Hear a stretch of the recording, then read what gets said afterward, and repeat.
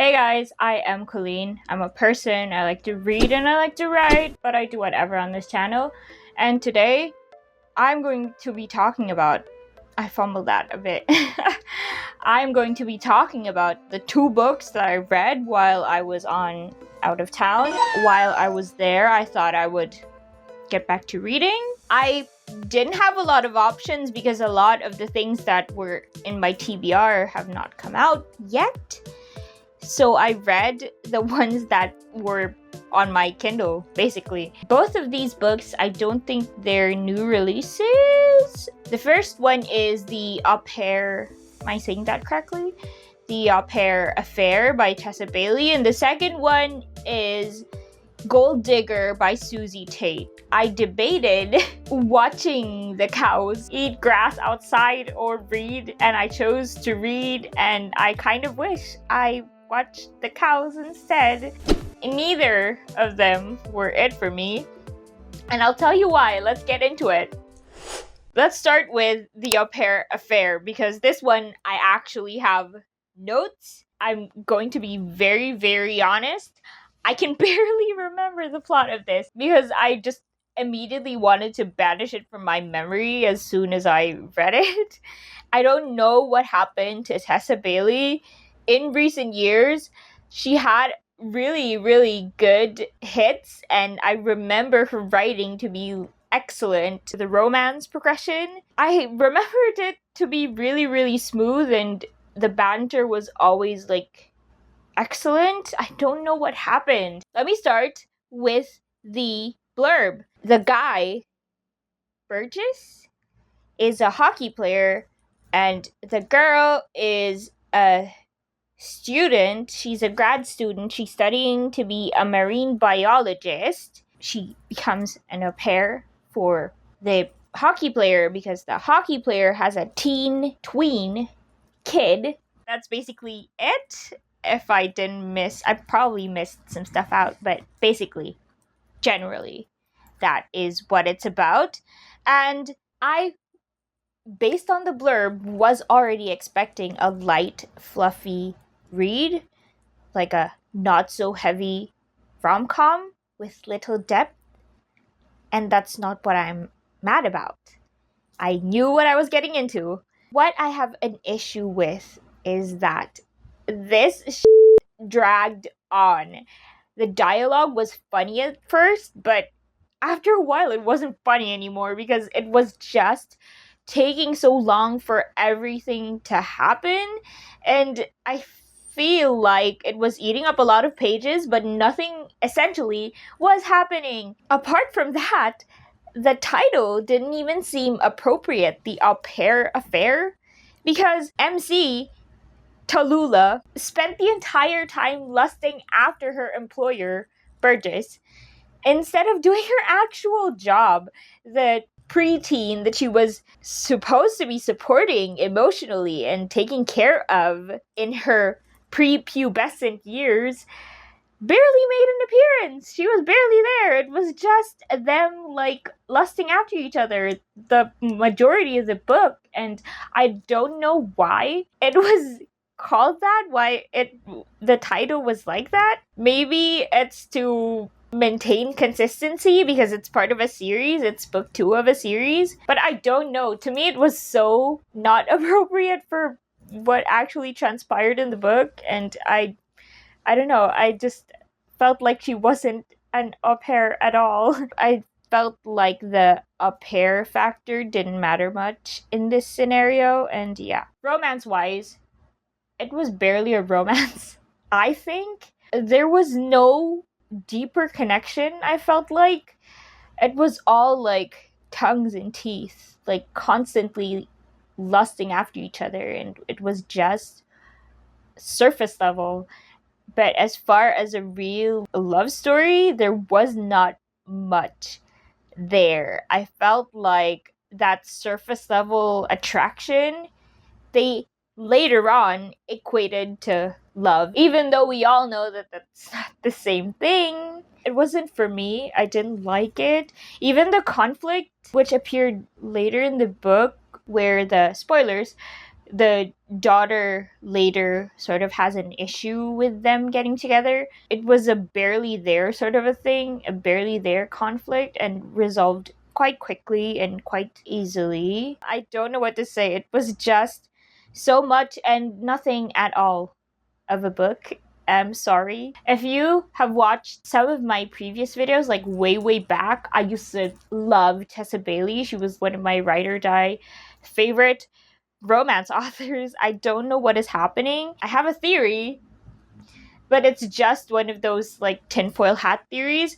I think she's being pressured to release so many books in a 1 year span. Her calendar must be super full that she can't give each one, each plot, each story the amount of love that it requires to be a good story. Maybe? I don't know. I heard this from nowhere. The second one, Gold Digger by Susie Tate. I liked it, but I also didn't like it. Okay, let me explain. This book, Gold Digger, very aptly named, is about a modern day Duke, Ollie, and his cleaner, Lottie is her name. The dynamic there, employer-employee, it's already very Cinderella-esque, which is a great setup for what is about to happen. Essentially, like the K-dramas that we've all seen and watched, where the mother of the guy pays off the love interest with like an envelope of cash. She shows up, and this time my girl takes it because she needs it, and go off, sis. I completely support the MC, love the MC.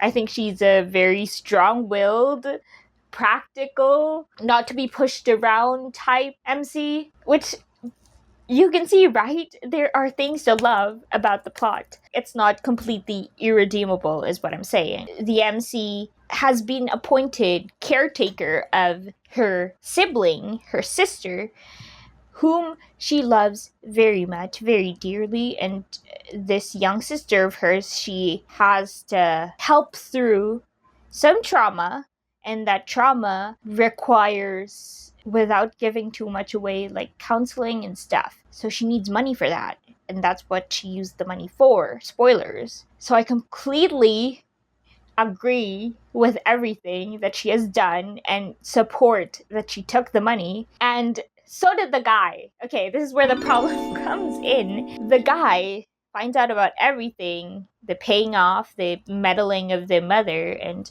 all that. And he understands everything. He understands the reasoning. When he finds out about the sister, he completely supports and thought that it was the right thing. And he knew that whole time Lottie was a trustworthy, upright person, right?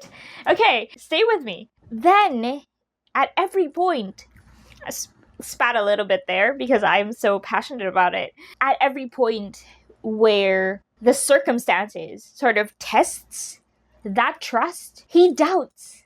He throws Lottie under the bus. And again, and again. He is so unlikable. That's what I didn't like about this book, basically, is that Ollie, the Duke, was such an unlikable love interest. He had no faith in Lottie, and it showed so much. And even after a first instance where that happens, and she's like, okay, fine, I forgive you. And then another circumstance presents itself as a test. He does it again. Usually with grovel romances. This is not even a grovel romance because he grovels very little. But with grovel romances where the guy essentially does an oopsie and has to be forgiven for it, you see a lot of introspection and looking inward by the offending love interest to change, to like bring about some sort of character development in themselves. But with this one, with Ollie, this is probably the first time where the love interest has zero introspection. He knows that he's a prick and that he should probably have a little more faith in the MC. her reasons for taking the money in the first place were the noblest of reasons, and he knows that too. But I don't know why he always chooses someone else over the girl that he claims to be in love with. I am ranting about this for so long because I was so mad reading this. Writing wise, I had no problem with it, but I couldn't bring myself to like it because the main point of a romance is getting the readers to fall in love with the love interest. I was not in love with a love interest. You're making him too real. That's what real life is for. Even though books make villains, make characters that we are not supposed to like, that's not the love interest. We're supposed to like the love interest, right? So I'm counting this as a story flaw, because if it's a romance and he's not a villain or an anti-hero, he's not meant to be like unhinged, it's not a dark romance either, I think it's fair of me to assume that I'm supposed to like the love interest. And that's all. Overall, not successful reading session. That's why I scurried back to manhwas again, because I got so spooked by the bad streak. I don't know if I'm going to be continuing anytime soon, but I will try. Stay tuned for if I find a really good one. And yeah, I hope you enjoyed this merciless bashing of my recent reads, and I hope you are having a better time finding books to read. Hope you enjoyed the video. Like, comment, subscribe if you want to, and I will see you guys next time. Bye!